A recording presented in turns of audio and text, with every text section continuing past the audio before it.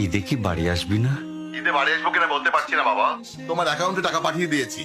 বাবা, আমার প্রমোশন হয়েছে, স্যালারিও বেড়েছে, পুরো 1 লাখ। আলহামদুলিল্লাহ। বাবা একটু লাইনে থাকো। বাবা, তুমি তো বলেছিলে পিতৃদিন কখনো শোধ হয় না।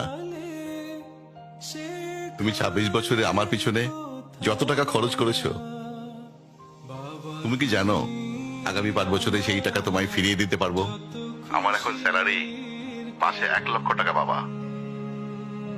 ও, এই কথা। তাহলে শোন, তোকে একটা গল্প বলি। বলো বাবা। তোর বয়স যখন 4, তখন আমার বেতন 3,000 টাকা। 1200 টাকা ঘর ভাড়া দিয়ে 1800 টাকায় চলে সংসার। আমি আমার সাধ্যমতো সারা জীবন চেষ্টা করেছি তোর মাকে সুখী করতে, প্রতি ঈদে কোরবানি দিতে। তোকে যেবার প্রথম স্কুলে ভর্তি করালাম, সেবারই প্রথম আমরা আমাদের কোরবানি দিতে পারিনি। সে বছর তোর মাকেও কোনো উপহার দিতে পারিনি। তুই যখন ভার্সিটিতে উঠলি, আমাদের অবস্থা তখন মোটামুটি ভালো, কিন্তু খুব কষ্ট হয়ে গিয়েছিল যখন আমার ট্রান্সফার হয়। রোজ রোজ বাসে চড়ে, পায়ে হেঁটে, ঘামে ভিজে খুব দুর্বিষহ লাগছিল। একদিন শোরুম থেকে একটা বাইক দেখে আসলাম।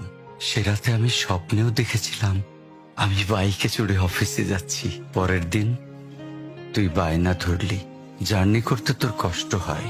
তোর কষ্টে আমারও কষ্ট হয় বাবা। আমি বাইকটা তোকে কিনে দিয়েছিলাম। তুই এখন লাখ টাকা বেতন পাচ্ছিস, কিন্তু মনে করে দেখ, অন্য মাইনে দিয়ে ব্র্যান্ড নিউ মোবাইলে হেডফোন কানে লাগিয়ে সারা রাত গান শুনেছিস, পিকনিক করেছিস, ট্যুর করেছিস। তোর প্রতিটা দিন ছিল স্বপ্নের মতন। আর তোর টাকা নিয়ে আমি এখন হার্টের বাইপাস করাই, ডায়াবেটিক মাপাই। জানিস বাবা, ওর মাছ খাওয়া নিষেধ, মাংস খাওয়া নিষেধ। কি করে এত টাকা খরচ করি বল? তোর টাকা নিয়ে তাই আমি কল্পনার হাট বসাই। আমি বাইক চালিয়ে সারা শহর ঘুরে বেড়াই, বন্ধুদের নিয়ে সিনেমা দেখতে যাই। তোর মার হাত ধরে চাঁদনি পশরের সেন্ট মার্টিনের বালুচরে হেঁটে বেড়াই। চুপ করো বাবা প্লিজ। আমি তোমার কাছে চলে আসবো, তোমার টাকা না। আমি তোমার ভালোবাসা তোমায় ফিরিয়ে দিব বাবা। বোকা ছেলে, বাবাদের ভালোবাসা কখনো ফিরিয়ে দেয়া যায় না। ছোট্ট শিশুর মলমূত্র মোছা যায়, আর বুড়োদের ঘরেও ঢোকা যায় না। ওকে একটা প্রশ্ন করি বাবা।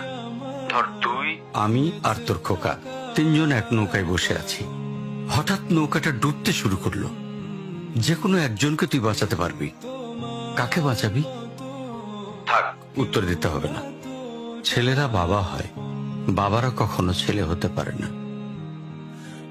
পৃথিবীতে সবচেয়ে ভারী জিনিস কি জানিস? পিতার কাঁধে পুত্রের লাশ। আমি শুধু জায়নামাজে বসে একটা জিনিস চাই, আমার কবরের ঘরটায় যেন আমি আমার ছেলের কাঁধে চড়ে যাই।